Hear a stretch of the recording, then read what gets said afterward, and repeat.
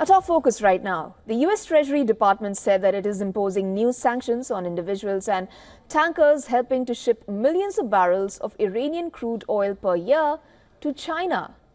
Now, Iran has condemned the new U.S. sanctions as illegal and unjustified.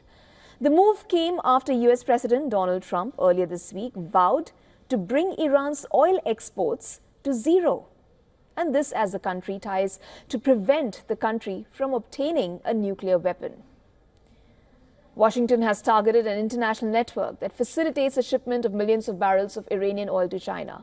In a statement, the U.S. Treasury Department said the oil was shipped on behalf of Iran's Armed Forces General Staff AFGS and its sanctioned front company Sefer Energy. Now, a spokesperson from Iran's foreign ministry has said that the U.S. move is categorically unjustified and contrary to international rules. He added that exerting pressure by preventing Iran's legal trade with its economic partners is an illegitimate, illegal and violative measure. Now, the sanctions targets multiple jurisdictions, including India, China and the United Arab Emirates, as well as several vessels. The India-based Marshall Ship Management Private Limited Company, along with its alleged Indian National Director Ryan Xavier Arana, has been sanctioned. And this comes a day after Donald Trump ordered the revocation of sanction waivers for Iran's Charbahar port. That move threatens to derail New Delhi's strategic foothold in the region. It specifically targets the Charbahar port project, dismantling exemptions that had allowed India to pursue its activities despite broader Iran sanctions. Now, India and Iran signed a 10-year contract to operate the Iranian port of Chabahar, which New Delhi sees as a strategic trade route to landlocked Central Asian republics, allowing it to bypass Pakistan. Chabahar is also seen as a counter to China's development of the Gwadar port in Pakistan. Located close to Iran's southeastern border with Pakistan, the deep-water Chabahar port is less than 100 kilometers from Gwadar.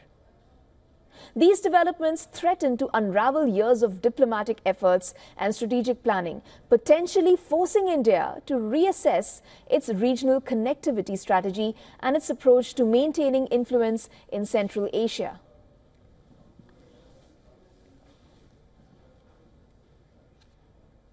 And for more, our assistant editor for Foreign Affairs is now joining us live on the broadcast from New Delhi. Siddhant, what are more details that you can give us about this latest development?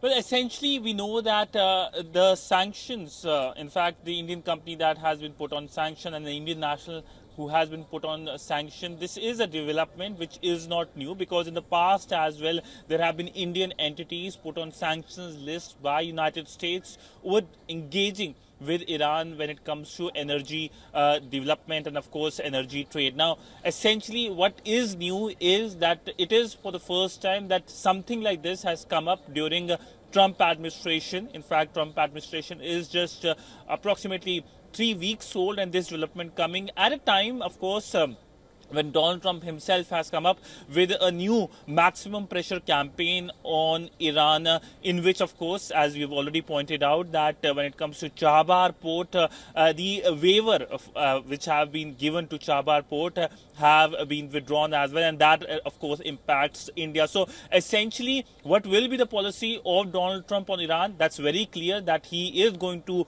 have a hardline policy when it comes to engaging with Iran, and, of course, there will be collateral damages, which includes impact on India, and that, of course, is very evident, whether it is with the removal of the waivers for Chabahar port, which is a key connectivity project for India towards its west, or whether it is sanctioning anyone, including entities from India who have been dealing with Iran when it comes to energy trade.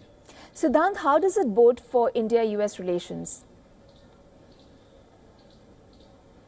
Well, essentially, India-US relationship is a very substantive relationship, and like every substantive relationship, there are irritants as well. We saw yesterday, of course, there was a big political ruckus here in India over the deportation flights. In fact, the deportation flights have been coming to India in the past as well since 2009. But what, of course, was politically charged moment was the visuals released by the American side over Indians being handcuffed and in chain while boarding the American military aircraft. But we also know that the Indian Prime Minister travels to United States next week, which will be a significant visit because the Indian Prime Minister meets Donald Trump at the White House, and this is for the first time that an Indian Prime Minister meets a new US President very early on in his tenure. Donald Trump just took charge on 20th of January, and that shows that there are a lot of convergences. In fact, the Indian Defense Minister and his American counterpart spoke for 30 minutes yesterday, and focus was on how defense engagements can be increased. And when it comes to Iran, we know that Iran, of course, is India's part of extended neighborhood, and there have been engagement. But all in all, while there will be minor irritants in the relationship, I do expect the relationship to have a large convergence on several areas, whether it's technology or whether it is Indo-Pacific. In fact, the Indian Prime Minister meets the US Vice President, Mr. Vance, next week in France, where both will be attending the AI Summit.